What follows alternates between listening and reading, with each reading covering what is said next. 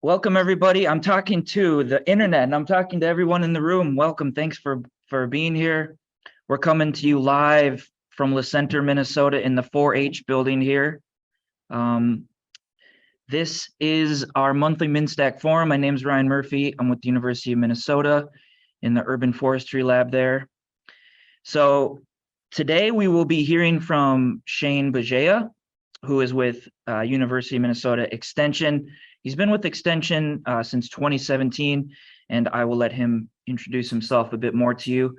So this is also the annual membership meeting time. So we will also please stick around after the forum to hear from Karen Zumak, president of MnSTAC, as well for a few announcements. But with that, I'm going to turn it over to Shane to get us underway with the presentation. All right. We can get this here. Thank you. Can anybody give me a thumbs up if everything's coming out okay? Yep, thumbs up. All right. Well, thank you, Ryan. So today I was asked to speak a bit about how us local educators in positions kind of see what we see, some communication tips that we do.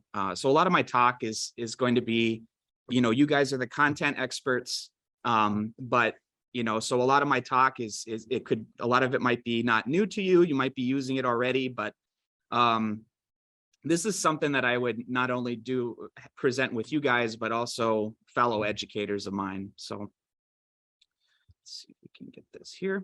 All right, so the outline today, we're just going to talk a little bit about what local extension educators do, kind of what our strengths are as in extension. We're going to go from some tips for communication that I do in the field, some of the common calls that I've seen in South Central Minnesota, and some of the challenges that I see. And I'm not going to have all the answers for a lot of those. It's just things that I've noticed. And one of the reasons I'm happy to talk is we can network, because really a lot of our calls as local educators are in the forestry realm. So as a local extension educator, you can kind of think of us as technical assistants, heavy positions. We help with regional programming as well. I see a couple regional or statewide educators on this call right now that we've probably had some programming together where I do some logistics. I did some logistics here today with some coffee and cookies and cuties and all this great stuff. But yeah, you can kind of think of us as boots on the ground. Sometimes we see things first, not always, but invasive species, other types of things, we might be the first person to go on that homeowner or garden or farm. We can be specialized, so all of us have our own backgrounds. My background is in soil science and some agronomy, but others are, have backgrounds in horticulture, livestock, ag business management, ag education. So we're all kind of have our own things, but a lot of times we have to be jack of all trades in our position. And sometimes I feel like Hank Kimball, if you ever seen that show Green Acres, he's the county agent that goes around and doesn't know anything and is pretty funny. He had one line I saw from an old clip where he was talking about what farmers can do with this invasive bug that's eating the crops. And he just says, well, I don't know, everybody just go home, burn your crops. So sometimes I feel like that with trees. Sometimes the tree is just like, I don't care, just get rid of it. But yeah, we're not, a lot of us have to be kind of broadly interested. So some of our goals that we have for ourselves is we're fulfilling the extension where we're serving as the conduit for research at the university and other scientists to the public. We consult with and learn from those experts too. If we have tricky calls or if we just want to help our own professional development, we got to listen to county stakeholders. So that includes, homeowners, it includes gardeners, it includes commissioners, people of all different people that may not have, people that may rent their apartment. They don't have any garden, but they still have to deal with a bug, right? So we can help those folks too. So we have to be responsive and listen to those stakeholders as well. We also try to be personable and professional. We don't always do that. but that's our goal. And one of the books that, a lot of us educators here get was written in 1922, and it's the Extension Workers Code. And I think it's from Kansas State University, but all of us local educators, we get that book. And, there's not a lot of things that translate so well from 1922, but a lot of the tips that were in that book are extremely relevant to my work right now. Believe in your work. Don't be afraid to say, I don't know. Make use of all possible assistance. Unite all the people. I like that one. Reach as many people as possible. And the one that I struggle with sometimes is make clear, concise talks. But, all of those are really great and really applicable to what we do. This was one that I thought was funny. That was the one that doesn't fit in 19, smoke at the proper place and time. Don't hold a cigar worse a cigarette in your mouth while giving a lecture or demonstration. So I thought that was pretty funny. And there's a quote down there that talks, a farmer wrote, the director of the extension service said that, looked like he was spending way too much time blowing smoke at the judging ring instead of doing his job. And it just made me think of like Gandalf or something that is putting out these great clouds. But there's only one. I have one other Lord of the Rings picture, so bear with me. So this is kind of where we're all at. So the budget, this is a extension budget on the left.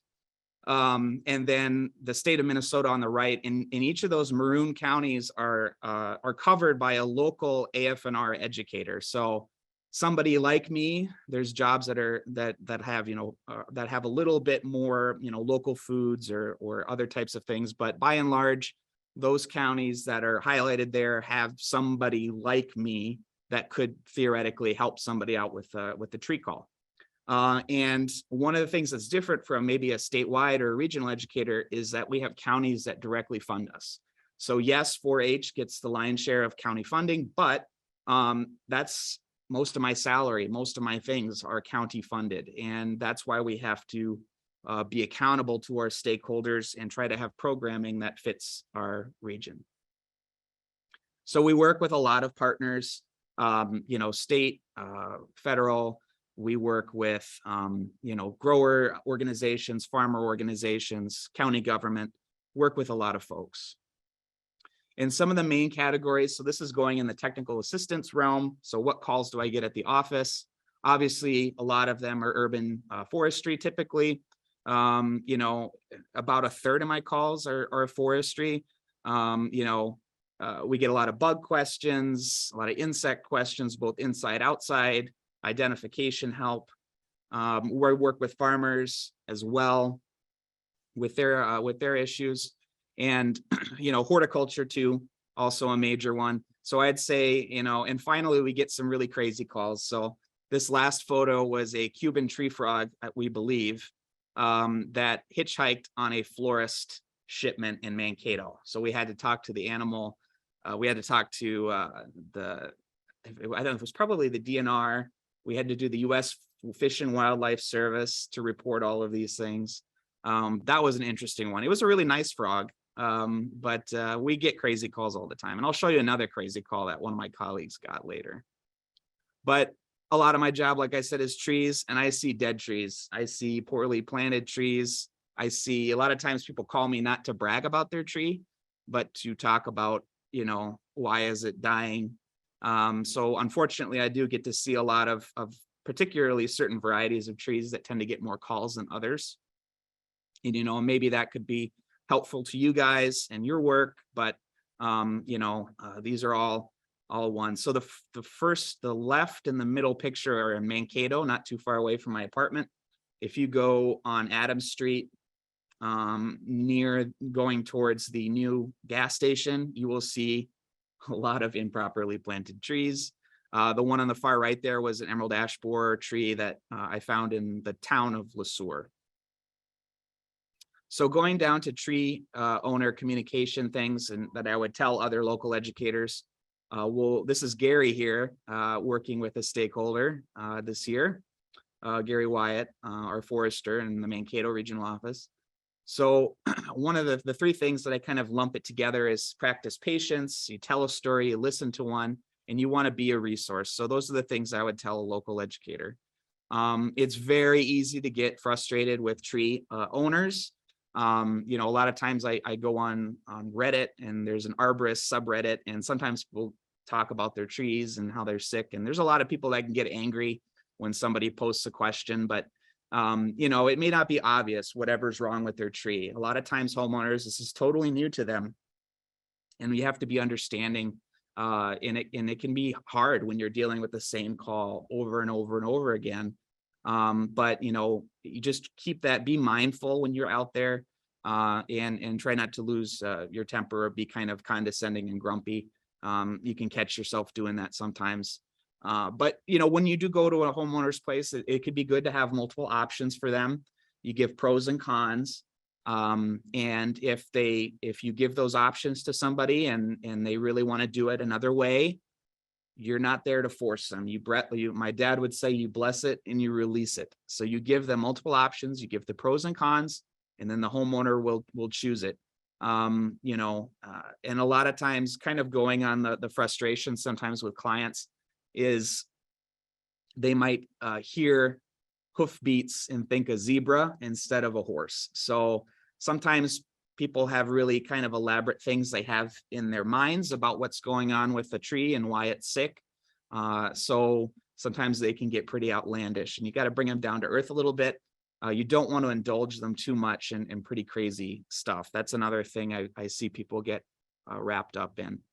So this was literally yesterday, a colleague of mine sent me this. So this is a zebra example that you might talk with a client.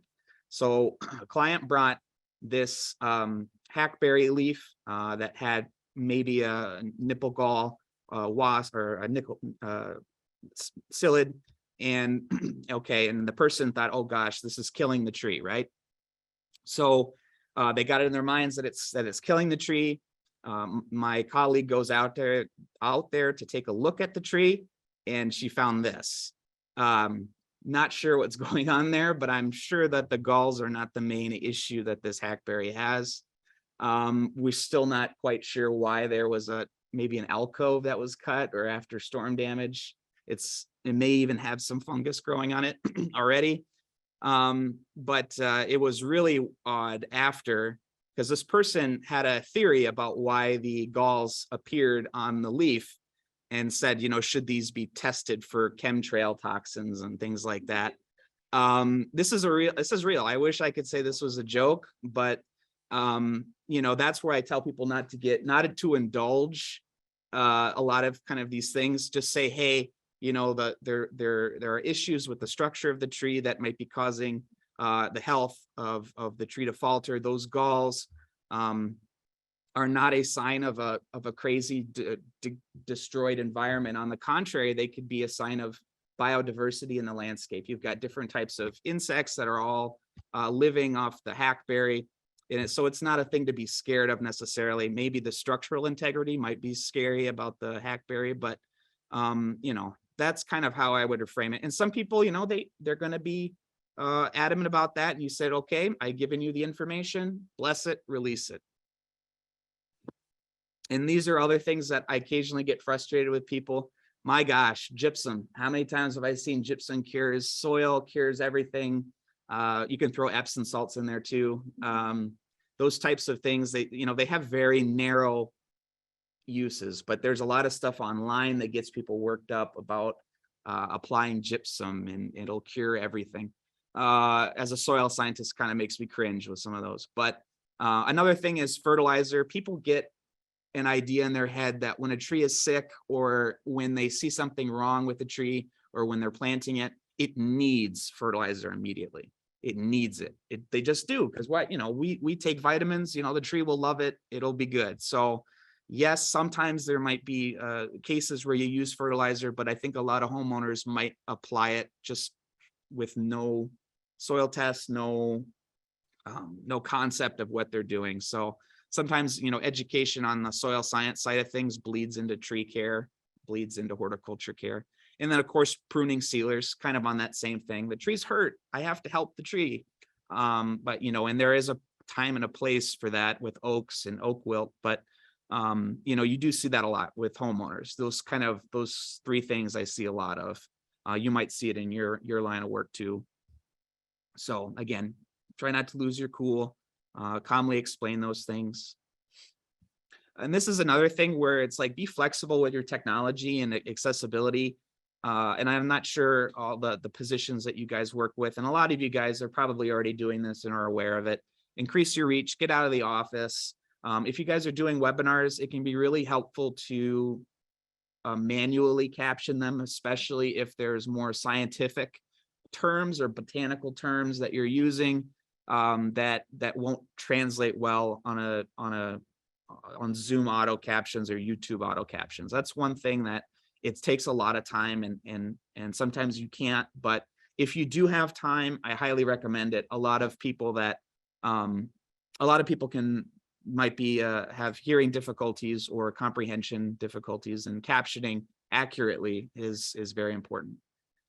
And this was another thing that the last point with interpreters and second languages. A couple of years ago, I was contacted by a homeowner who had a tree issue, who was deaf. So I had to figure out how to hire a interpreter, go on site. We look at the trees and the windbreaks, and it was probably one of my favorite calls I've ever had as an extension educator, just because it was so different, and we really helped them out. And making sure you have plenty of written materials, knowing who to call, knowing the organization that has those interpreters is very important for those cases. Just have it in the back of your pocket, have it somewhere that you can access it. Okay. And now we're going into kind of another thing that I like to do with homeowners is tell a story or listen to a story. And that's kind of, I like to anthropomorphize trees a lot. I'm in trouble. As a scientist, you're not supposed to do that, but with trees and certain really complex concepts, I like to talk about, a good example is spruces hate wet feet. Something along those lines where, if you have a really heavy soil that's full of water, your blue spruce is not going to enjoy that. Those types of things that sometimes can help out. Active ingredients. This is another one, especially if they're using herbicides or other types of products, knowing the active ingredient from a homeowner is very important. Sometimes brands can be misleading. A great example of that recently, well, it was probably 3 or 4 years ago. Somebody had sprayed around a tree, and something drifted on it, and they weren't sure what it was. And they said, well, it's supposed to be just Roundup. And so we look at the product, and it's Roundup for lawns. So it was a dicamba product.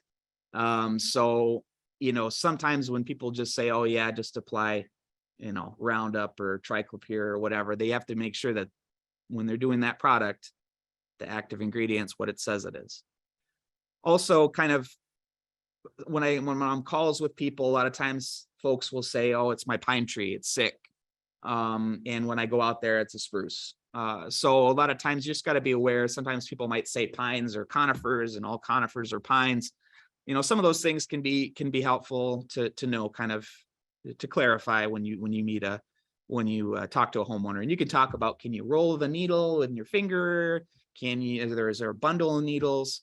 Just so that you know what you're getting into when you head out there. And there's other things too. This was when I first started, soft and hard maples. I had no idea what that meant. So I'm like, what are you talking about? I had no idea. So that was something that I had to learn when I was starting off. But yeah, just, that's kind of, that comes with being in your region for a while. You get to pick up on some of those things. So here's one of the things, and I wrote about recently in our newspaper here in the center. Imagine that you get a bacterial disease and a doctor prescribes you an antibiotic, and it clears out the bacteria, it kills it all. But your lungs are scarred. You're not what you used to be, and now you're forced to run a marathon. Do you think you could make it? So you could use this to describe to a homeowner why using a insecticide when a ash tree is pretty far gone wouldn't be successful. So an emerald ash borer, once it degrades the tree to a certain extent, applying insecticides is not going to rejuvenate it back to its 100% fullness. because of that permanent damage. And obviously, the last few years, we've been in a really tough situation for a lot of trees. So, you kind of explain it that way and it can be helpful. In soil, we do the same thing. A lot of human health things with soil also work. So yeah, so try to find those ways of telling a story to somebody to help explain some complex problems. Also, tree stress. I sometimes relate it to people stress. There could be something that happened many years ago that give you a heartache today and issues today. You can think of it like a pressure gauge too, where there's multiple things that are adding up. You could apply that to college football too. My favorite college football team lost 4 of the first games in the Big 12 season, and I have to listen to colleagues poke at me year after year, and it builds up over time. So you can play. You don't have to get super serious with people, but sometimes when people see a tree getting sick and they don't connect the dots, that's something severe historic drought. Those things add up, and you'll see. I'll talk a little bit later about what I'm seeing with particularly 2 needle pines. And often tree owners just want confirmation. A lot of times they know the tree is probably going to be dead. They just need somebody to kind of talk to them about it and lead them through it. It's almost kind of like I think they're called death doulas, or somebody that helps people with processing mortality. I think it's the same with trees. The people have really close relationships to maybe their childhood tree or something along those lines. And you're kind of like a therapist at that point when you're talking about this. So, and then lastly, be a resource. I really like to leave information behind for homeowners. It can be an overload when I'm over there and I'm talking to them about XYZ, and it's always good to have something for them to turn back and look, okay, so now I remember he said something about this. A lot of times I like to give general best practices. So that tree owner's manual from the Forest Service, wow, that's a great one. And same with the hazardous defects in trees. Some of those handouts are great. I know Gary has tons of them, and I'll go raid Gary's office and grab a bunch for my clients. But it's always good to have second opinions too, especially for my position. A lot of our local educators, when we deal particularly with hazardous defects, we're going to give a homeowner certified arborist information so that they can make a determination about the risk of failure. And then sometimes when you do hand out information to leave behind, you make sure that you read it yourself or amend it, because sometimes the information can be outdated. It can be not applicable to the area. And a good example is this, and I was recently shown this. This was a old Windbreak form from the 30s. And look at some of those species that they recommended. And let me see if I can get my laser pointer out. I believe this is Siberian pea shrub. I don't know if it's an old name for it. Russian olive, Tartarian honeysuckle. Oh man, my area is just chocked full of that. In Western yellow pine, that might be ponderosa. It was a really odd name. Some of these names are really odd to me. But yeah, there's the Colorado blue, and man, do they always let us know when we're walking with our University of Minnesota Extension that you guys recommended that in 1980 and all these places. It's your fault. I've definitely heard that a few times. So yeah, be sure to read the information you leave behind. And so another thing that I urge everybody to do, and my fellow educators, is, the plant disease clinic is always fun to talk through things. A lot of times, if you're a local educator, see what types of diseases are common. And I know that at MnSTAC, you guys have those folks on there in previous years. And I think that's really valuable for my line of work to see what's out there too, what might be coming down the road. Tree care advisor program, another thing I want to urge my fellow educators to do. I thought it was a really great program.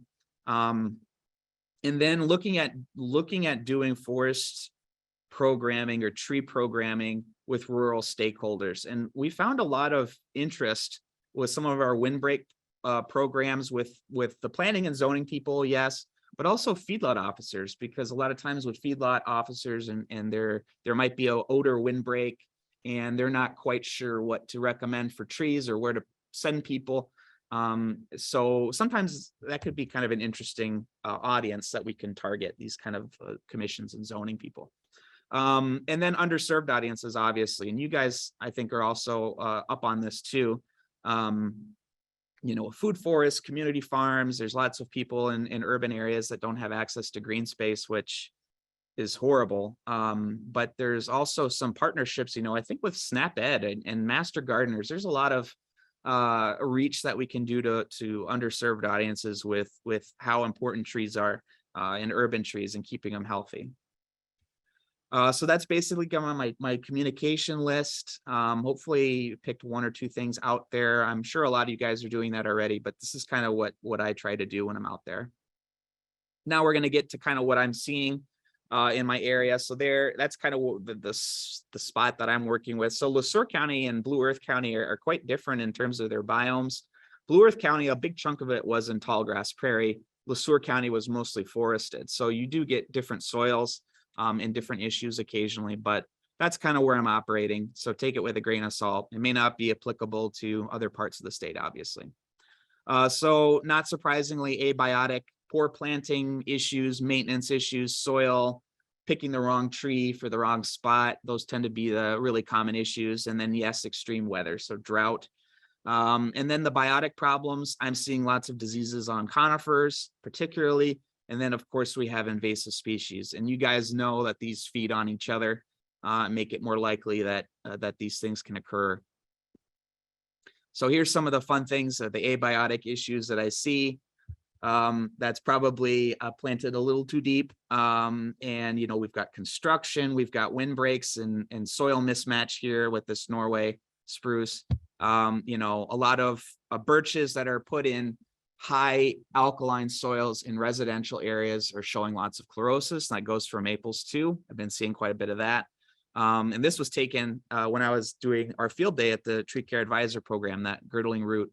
A lot of the maples that I see sometimes, and this is not a maple obviously, but a lot of maples I see get hit with that as well. And it's usually in relation to some other issues with planting or site selection. Then going for the disease thing, man, the last year particularly, I got a really high amount of pine calls. Lots, way more than normal, particularly due to the historic droughts. If you had a Scotch pine, you're not supposed, you know, we don't recommend Scotch pines, but a lot of people had Scotch pines that bit the dust last year, particularly with bark beetles. And we had some other kind of stress drought induced issues like the diplodia there in the middle. And then I saw this a lot on red pines in Sueur County was pine moths. Lots. It was kind of odd for me, but I did see those creatures. So those three things I saw a lot on the two needle pines. And then non-conifer disease issues. The one on the left there, so Mankato has a pretty serious linden borer issue with a lot of trees, and they've had it for a while from my understanding. So, you know, little leaf lindens tend to be, from what I understand, kind of maybe a little bit more susceptible, but that's another thing that I see. Even in Sueur County, I've seen linden borers becoming an issue. So I think homeowners need to be more aware of what to look for with that. Obviously, two-line chestnut borer in the middle there. I was kind of worried. I had colleagues in Iowa see more oak problems, and I think we're probably going to see more oak problems too with all these droughts. And then finally on the right, lilac leaf spot. That is one that it's pretty much, it's very common now in Blue Earth and Sueur counties, where this kind of Pseudocercospora is popping up. And there's really, the thing that we really need to hopefully get is some more information about control, because we do have some cultural things that we can do, but homeowners are not happy with just the only recommendations raking up leaves and thinning out your hedgerow. So we'll see if it leads to more severe stress in the future. And then obviously invasive species, dealing with it all the time in my area. Lots of different types and problems that you guys are all aware of. We are in spooky season, so a couple of spooky things that I've seen with invasive species. So northern catalpa, that's one of my favorite trees. But we got to start maybe looking at it and seeing if brown marmorated stink bug really likes it. There's some good research that's out in the Southwest that have seen lots of brown marmorated stink bugs on the catalpas. And some research says that, you know, maybe just the nymphs can feed on it, but they have to move to another species after a certain point. Other ones in Utah, the largest number of adults and nymphs they found were on northern catalpas. And so I was like, all right, after I read these articles, I was actually writing an article about northern catalpa because it's a fascinating tree. The nectar on the flower is intoxicating for certain insects. And then it also has extra floral resources on its leaves. So there was a really big catalpa tree in front of my office in Mankato. So I went over there, and sure enough, I was finding the extra floral in the ants that were feeding on it and serving as protectors, so to speak, maybe. And then followed the leaf, and I found a brown marmorated stink bug nymph. So if I could find it that easily on the tree that is in front of our office, that's something that I think maybe we should keep an eye out for here too, and see if we're seeing the same thing that they're seeing in other states. So this is a tree of heaven that I took a photo of. It wasn't in the United States. And tree of heaven, obviously, we worry about it with spotted lanternfly and other reasons. But I'm just curious, and you can type in the chat, what country do you think I took this tree of heaven photo in? What type of climate do you think I took the photo in? Let's see if anybody's got any guesses. Costa Rica, okay. Any other? Toronto, I heard, yeah. We'll show you. What's really scary, Missouri, okay. It's out of the country, sure. It's not a zone 4. New York City, no. All right. I took that photo in Malta, a Mediterranean climate. They call it false sumac in Maltese, but it's all over the place there, and it's used as a landscape tree too.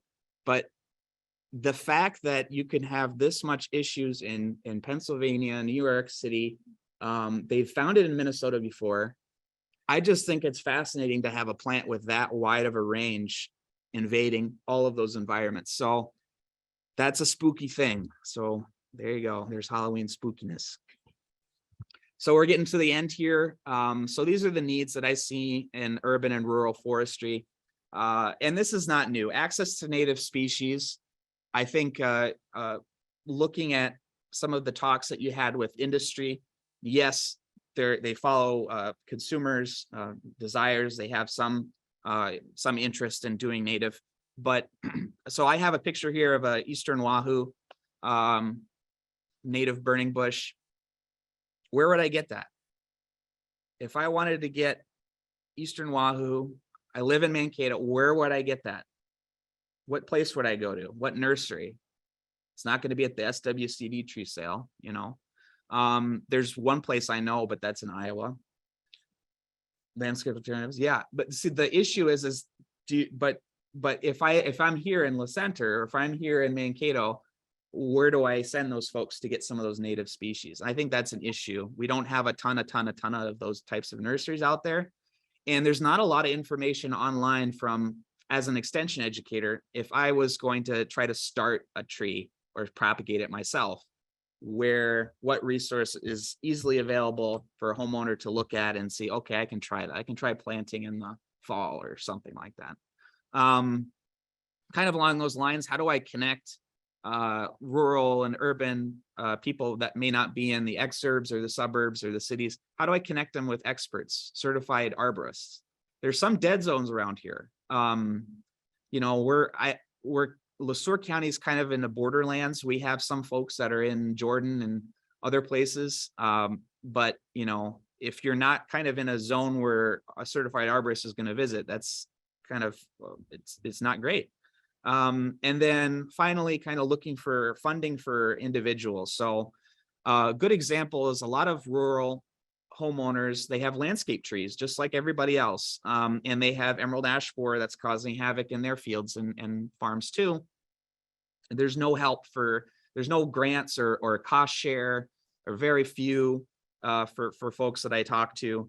Is there a way that we could maybe have like a lawns to legumes model where they get a grant to plant something, and it's something like that? I don't know. I don't have the answers for this, and I'm probably unaware of a lot of things that are going on already, but that's one of the things where it's like, I'm sorry, you're going to have to remove the tree or it's going to fall on your house, and then I'll send them to a certified arborist. But you know what I mean? It's difficult for folks to do that, and expensive.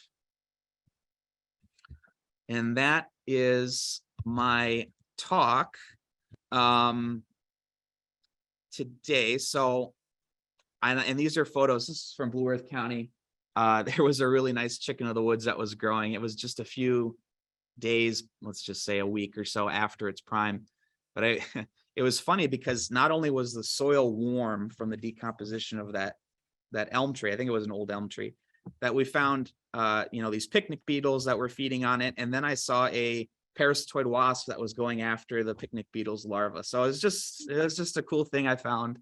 I really wish this homeowner gave me a call about a week or so before. I could have some really great fried chicken of the woods. But yeah, so I think that's it for me. And I guess, Ryan, do we have time for questions? Yeah, absolutely. Okay. I'll just let you have 2 microphones in the room, and if anybody comes in the chat. Yep.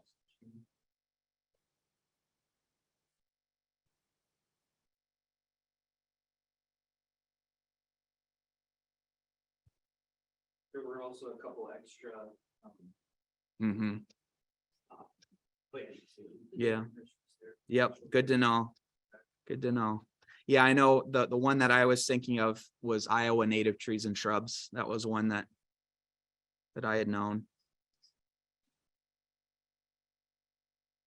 All right. Well, great. How do we want to do the audio here? Why don't, so if there's no questions, we're gonna throw it over to Karen. Oh. We got one coming. Stefan says, would brown marmorated stink bug cause Catalpa dieback or just leaf feeding? From what I understand, I have not seen any type of reduced vigor, and I don't think those scientists did either in their papers. I think that the plant can tolerate it.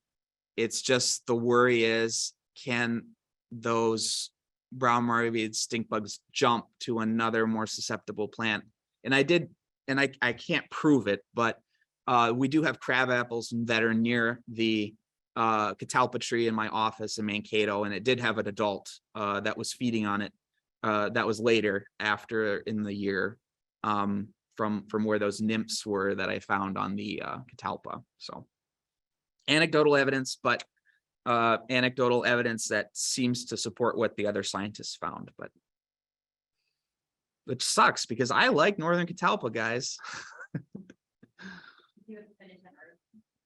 I did. So the question was, did I finish that article about the nectar and the Catalpa? I did. Now that was put as a local master gardener newsletter thing, but I recommend people look that up because that was really interesting. That they have extra floral resources and they have intoxicating for certain insects on the flower nectar. And it was cool because you think of things like peonies where they attract hemipterans or ants or wasps to guard them. So it was kind of cool to see that in a big tree. All right, cool. And then Gary's bringing some good resources out there too. Yes, thank you, Gary. Gary has really been helpful for a lot of my work too. Thanks, Shane. That was really great. All right. Well, if I may, I'll just jump right in unless people have some other questions. Let's give a round of applause for Shane. That was really informative and I think eye-opening for all of us, just kind of trying to get a good handle on what urban and community forestry looks like across the state. So So we have, with that being said, this is our membership meeting. We're kind of required to do one of these per our constitution twice a year. So I'm grateful for everyone sticking around for a little bit just to kind of give a little bit of input for us. I also just wanted to let you all know what we're up to at the MnSTAC board in particular. First off, we have a ton of what might be called vacancies. We've got a few spots that are open that would be really great to get some new representation from other parts of the state. Right now, we're looking for a student position. So Ryan, if you wanted to throw that out to anyone over at the U or any of the other connections that Shane, you may have, just trying to get some student representation. It's a great opportunity to make connections within the urban and community forestry community. And we're always grateful for their energy and enthusiasm. So student position, also any member of MnSTAC, and you become a member by simply getting an email from us, is eligible to participate in any of the committees. So we have a great outreach committee that's really looking to do more of that connection throughout the state of Minnesota, talking about issues and connecting with people in the same way, Shane, that you do with your work. Just really trying to be an additional resource for tree lovers and tree sympathizers. So the executive committee is also another great spot to kind of increase your kind of commitment to urban and community forestry, help to drive some of the work that we do here behind the scenes. And that's a monthly meeting that you would be attending for that one, but a really great opportunity to be in the kind of nuts and bolts of what our MnSTAC board is up to. Additionally, we recently had our nonprofit representative move on to a new position, and he was serving at Health Partners, but we are looking for a new nonprofit representative. So if any of you are affiliated with nonprofits, we'd love to have you join the board. Citizen at large. So just a citizen of Minnesota is all you have to be a member of the board in that space, and really give us some good insight in the direction of urban and community forestry. Yes, these positions will indeed be posted. We'll make sure we get that in the next newsletter that'll go out on Monday. Right, Ryan? Great. If any of you are tree board members, we know how important that is to the communities where you live. And we would love to get some of that information and insight into the MnSTAC board. And then lastly, after a very long tenure, Gina Hugo was our representative from the Minnesota Forestry Association, and she has kind of taken some more responsibilities in her work. So she has vacated her position at the MFA board position. So if any of you are MFA members, we would also love some info from you. So please consider it's 4 meetings a year. It's a really great opportunity to grow your network. We're always looking for new, exciting energy to try to move us in a direction to really making Minnesota a very well-informed tree community. We think there's some great stuff happening, and there's always room for improvement. The trees depend on all of us. So with that being said, we know that there's lots of communities out there doing great work with grants and managing emerald ash borer. We're really getting to that point in the work where it's getting to be just as we suspected. So all of you who are doing that good work every day know that it's important for the next generation of urban and community forestry canopies to do the work that you're doing. And I can tell you that I myself am really tired of planting trees right now, but it's work that needs to get done. And we're really lucky to have that as a profession. And then lastly, just wanted to give you all an update in case you weren't aware. MnSTAC has been partnering with the Minnesota Pollution Control Agency. We received a grant from the U.S. Climate Alliance to work on a project that would explore the feasibility of using carbon crediting as a funding mechanism for emerald ash borer preservation techniques. So kind of thinking about it as if you have an ash tree, you've been treating it or have committed to continue treating it. Is there a way to create a funding mechanism through the carbon in those trees to kind of incentivize that ongoing treatment of those trees? So we've been working with a lot of stakeholders from the MnSTAC board and just general practitioners that have been offering their time and insight. We're getting some really great information.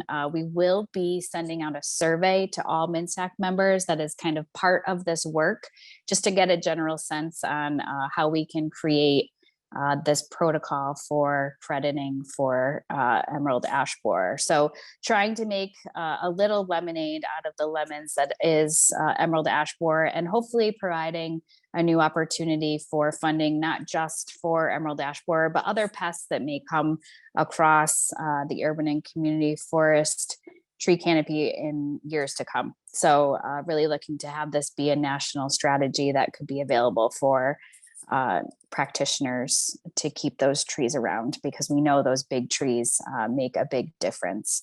So stay tuned for that. That'll be coming out in the newsletter as well. We'd really appreciate your participation in that survey. Just some general questions about your emerald ash borer management strategy, and just kind of where you are in the emerald ash borer journey here in Minnesota. So with that, I think that's all the announcements I have. We don't have any constitutional orders that need to be taken care of, or a vote or anything. I just thought I would give everyone a quick update on what we're up to, and hopefully recruit a few to join us in the work that we're doing. So thank you all for what you're doing. Thanks again, Shane, and for not only hosting, but also for a great presentation. And we look forward to see you all next forum. Of course, if anyone has any questions, for sure, send them my way too.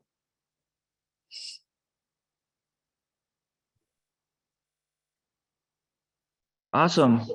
Oh, well, I've got some feedback. Thank you, Karen. Thank you, Shane. Thank you to folks in the room here in the center. We have a small but strong crew here, I will say. So I just posted the ISA CEU Google form into the chat. If you're looking for that ISA credit, please fill out that Google form and we'll submit those. And oh, Karen has one more announcement, I think. Shane, could you open the speaker back up, please? Just one more. I know that Valerie and Emma are there. I didn't know if maybe you guys had anything that you wanted to quick update, not to put you on the spot, but since we do have a relatively captive audience, it might be nice to share anything that you might want to be sharing.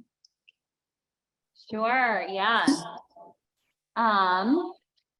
So I think the big one is so we have been getting grant funding that's continuing on. However, we are dropping from 1.7 million to 400,000 this next fiscal year. So those were funds that were available for EAB and ash management. So you would know them as the preparing for EAB grants that many of you maybe even have. Just to let you know that that's what that's looking like right now. I think that that's probably the biggest update. I don't know, Emma, do you have? And we expect to release those either at the end of this year or early next year. So stay tuned. We will give a heads up in the MnSTAC weekly newsletter, like we always do, that those funds are coming. With what the funding is going to look like at this point, we're anticipating that we will reduce what applicants can ask for given our reduced funding overall. So we're looking at likely a cap of 50,000 per grant that we'll be able to offer this time. So that is coming. So keep an eye out for that. Awesome. Okay. Thank you. Any other matters of business? Hearing none, I will conclude the October forum. Next month, we will be having Brian Schwingle from the Minnesota DNR talking about one of his favorite topics, oaks, and things that are going on there. So stay tuned for those updates as well. And we'll see you next time. Have a great day, everybody, and a great rest of the week. Woo!